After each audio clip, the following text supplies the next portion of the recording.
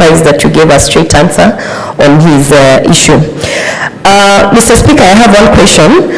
On this particular issue on shared functions, we have shared functions under housing, under public works, and my question is, at what point is the ministry actually going to initiate a program of releasing the assets to the counties in terms of the shared, in terms of the functions that have been devolved? There are some functions that have been devolved, they've gone down to counties, but some of the assets are still on national level. So is there an intention to actually release those assets to the counties so that the counties can be able to have control over the issues that have been devolved?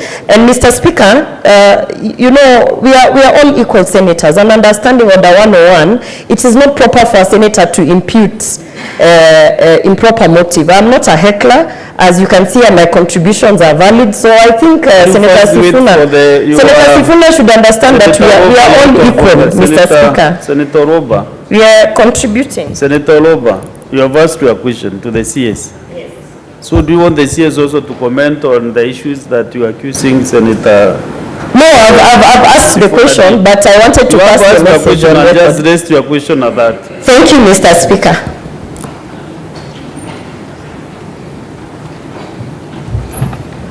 Honorable CS.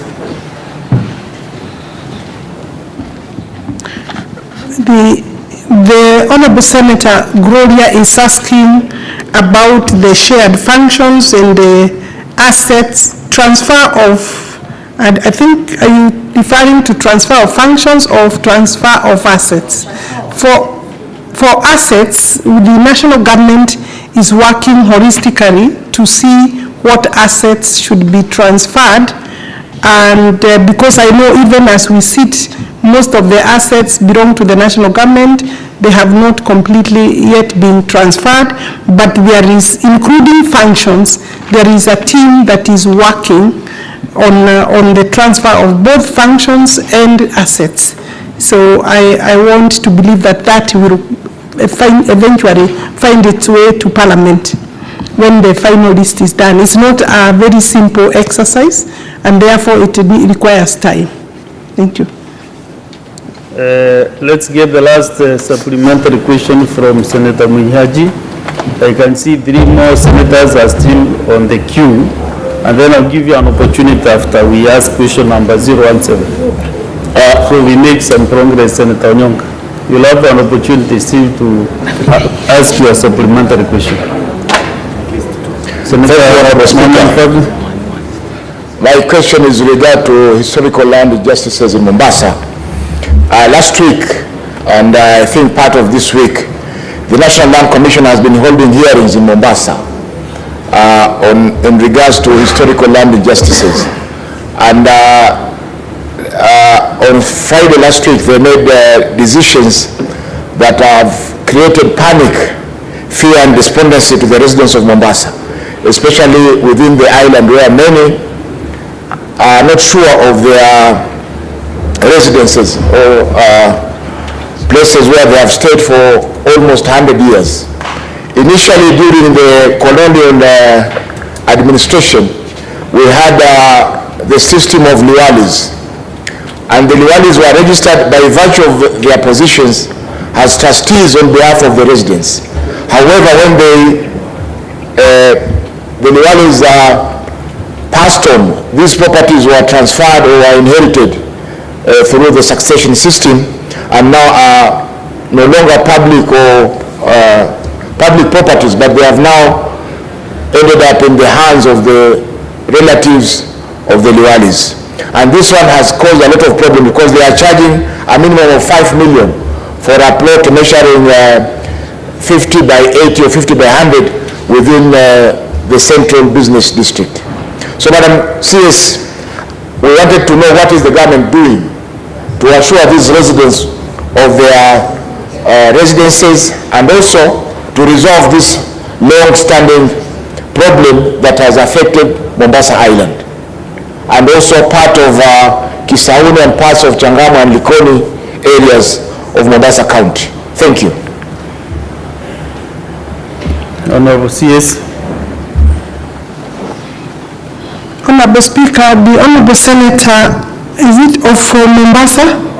Yes, has raised a very important question, and I believe that that question is not a supplementary question. It requires to be put in writing so that I can be able to respond to you, especially noting that the activities that you have referred to are activities being carried out by the National Land Commission. You know, National Land Commission is also an independent body, but we work together. Sometimes they are able to consult, and sometimes I'm also able to consult them. So I would, with the permission of the Speaker, I would request that that question be forwarded formally either through the Senate or directly to the Cabinet Secretary, and I try to answer, because it's not necessary that if I can answer, I don't have to come to answer it on the floor. So I would leave it to you, Honorable Senator, through the Speaker.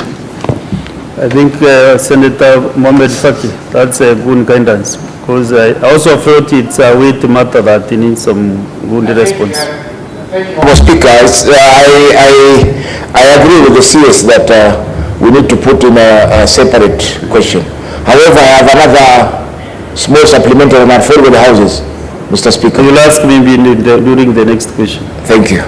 Because actually it is related to the question by Senator Mohamed Faki.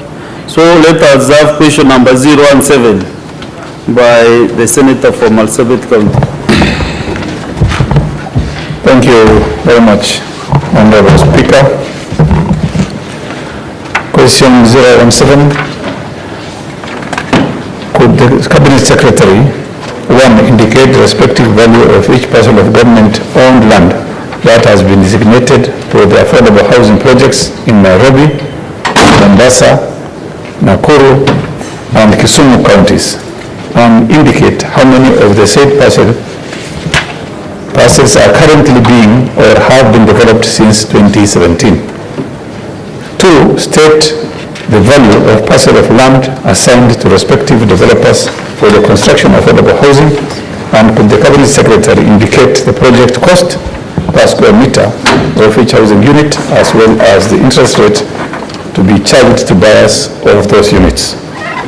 3. State how many of the houses under the project are under public-private partnership arrangements, and could the Cabinet Secretary state the respective percentage contribution of the government vis-a-vis the developers.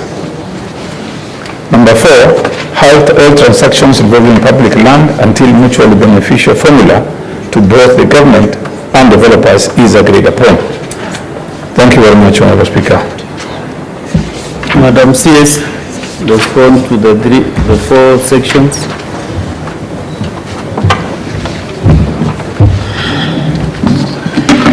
Honorable Speaker, may I allow me to take this opportunity to thank the Senate, the honorable members of the Senate, the entire Senate, for supporting the affordable housing levy bill that came through the Senate. After an elaborate discussion, we have now a law that was assented to on 19th of March by His Excellency. Thank you very much for your participation and approval. Honorable Speaker, the question by the Honorable Senator from Marsabit, and I also appreciate that he's on board because he has even tendered an apology. We should be able to work together. Since 2017, Honorable Speaker, the government, I want to go to the 4 questions. I think his question is in 4 parts, as you have rightly pointed out, Honorable Speaker. The first one, of course, he's asking me to indicate the value of each parcel of government-owned land that has been designated for affordable housing projects in Nairobi, Mombasa, Nakuru, and Kisumu counties, and indicate how many of the parcels are currently being or have been developed since 2017. Since 2017, the government has identified and designated about 575 land parcels, totaling to about 12,000 acres, distributed across the country. These parcels were submitted by the ministries, individual ministries, counties, departments. Madam CS. Yes. Because this, I can see your response is quite long, Yes. and very elaborate. So I wanted to get from the honorable member whether he has been able to go through this response so that we can save some time. Thank you. If you have, which specific section do you feel that you need? Then I can be directed to that. that Yes. Thank you. particular part of Thank you, Honorable Speaker. I'm satisfied Because with let me finish. the answers. Yeah. Because the way you have really appreciated and you also say you are now on board. It's like this question was before. Or you asked this question before, now you came on board with that act. Honorable Speaker, I've gone through the answers and I'm happy and comfortable with the answers, but I have supplementary questions. You have no, yeah, good. Then if there is any other member on affordable housing, like Senator, first to inquire to Senator Mohamed Faki. You said you have no supplementary questions. I have supplementary questions. Oh, okay. Just ask your supplementary question so that it can be specific. Thank you. Minutes. Thank you very much, Honorable Speaker. Article 43(1)(b) is very clear on the issue of settling people. And I wanted the Cabinet Secretary to note that we had former Buxton tenants who in fact brought a petition to this House. And I am in the Committee of Housing, Roads and Housing, and we decided and agreed that these people should be resettled, 184 in number, to be given the first priority to be resettled in Buxton Estate. I would want the Cabinet Secretary to tell us if these people are going to be settled, when we are going to be settled, and if she can give an appointment through this House for those people to come and sit with her and finalize this matter. The other issue I have is on rural housing. The Cabinet Secretary is aware that we passed the amended law has the issue component of rural housing. I want to know in her regulations what is she going to do for those people who cannot afford urban housing, who want to settle in Marsabit, Isiolo, Wajir, and those places. How is she going to cater for those people that can be settled in those areas? Thank you very much, Honorable Speaker. Thank you. Thank you.